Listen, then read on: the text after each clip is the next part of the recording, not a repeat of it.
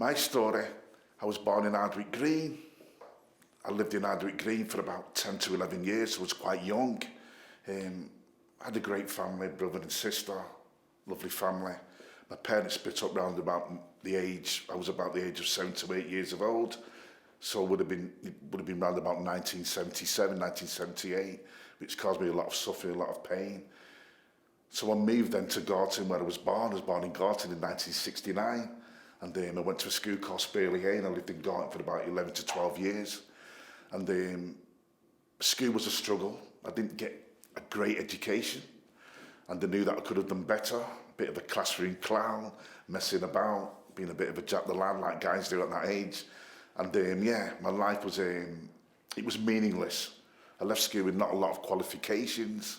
I experienced quite a lot of bullying as well, a lot of racism in school. So I had to really defend myself as well. And at a young age, I realised that life could be quite challenging for me, being a black gentleman or a black guy. So I had to really overcome that and really be strong and develop myself as a strong character in society and in the world. When I left school, I went down a slippery slope, mixed with the wrong crowds, even though a lot of my friends were from school.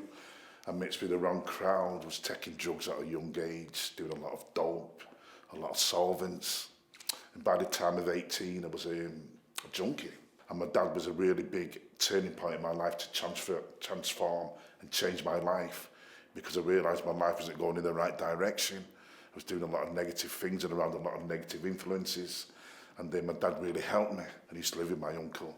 He passed away round about my middle 25, 26 years of age, and I was very close to him. So that again led me to a rocky road of going back into drugs. So I started to delve in a lot of hard drugs, even harder drugs than what I was doing. So that year was a horrible year, and I realised that my uncle wouldn't want me to be going down this route again. So I managed to pull myself back out of that and get back on the straight and narrow.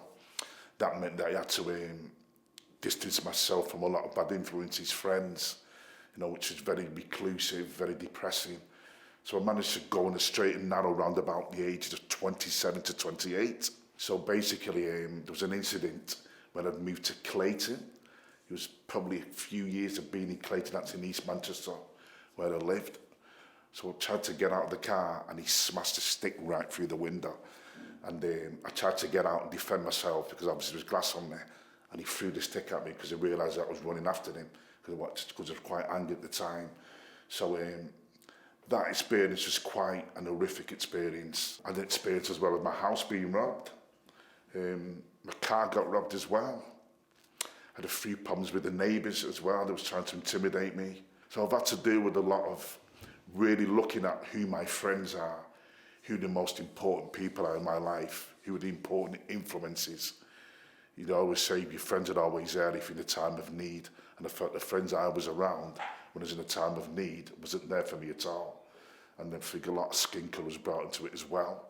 So I'm very proud of my family, because they brought me up to judge people from the heart, rather than judging people from the colour of the skin, or from the character or who they are. And I'm very proud about that, and I've really carried that on in my life in society, and in me as a person, to get educated and to be the best person that I can possibly be, and to save the community and to save society.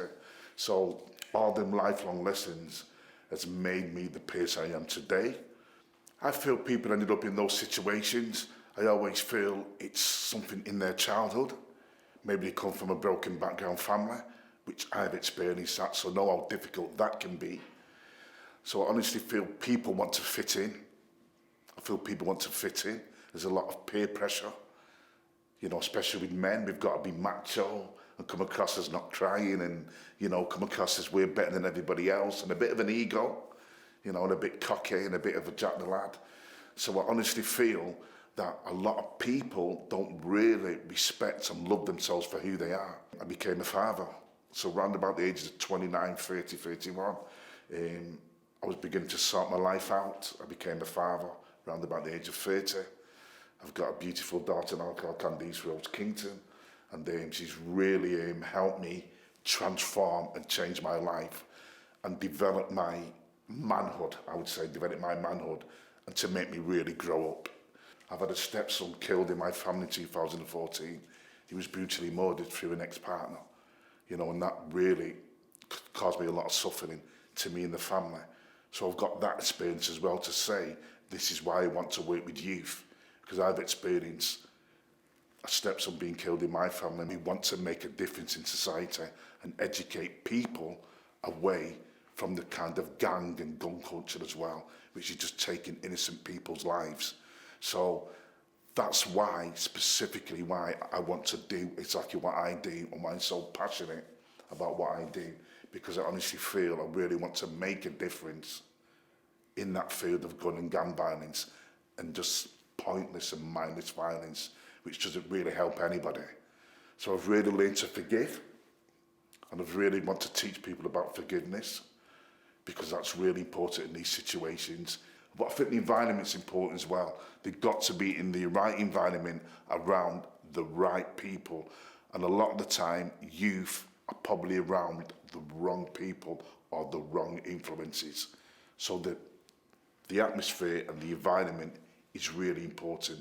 And what I've experienced as I'm getting older is I spend my time around a lot of positive people rather than being around negative influences. What's important is that we need to come together, all these organisations, like you say, to spot the child who's going on the wrong side of the law, to spot the youth who's going down the wrong path.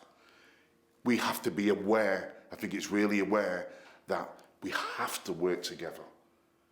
It's about having awareness of that child and spotting the behaviours and the signs. And I feel that if we've got the right people to do that, and they're trained to do that, they will pick up on children or youth who's showing signs of the wrong behaviour.